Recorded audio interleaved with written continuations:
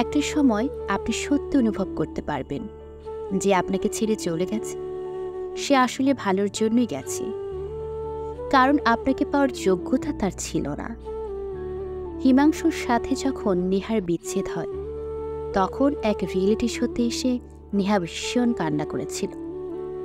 তখন অভিনেত্রী শিল্পা শেট্টি তাকে বলে, সেলিব্রিটিদের সবসময় একটা কথা মাথায় রাখতে হয়, তাদের এত সহজে ভেঙে পড়তে হয় না। ঠিক তাই, তাদের সবার সামনে হয়তো ভালো থাকার অভিনয় করতে হয়, কিন্তু দিন শেষে তারাও কাঁদে। সেলিব্রিটি হোক আর যাই হোক, দিন শেষে সেও একটা সাধারণ মেয়ের মতোই, তারও কষ্ট হয়, তারও মন ভাঙে। কিন্তু ঠিক সময় কেউ একজন এসে তার ক্ষতটা ঠিক সারিয়ে দিয়েছে।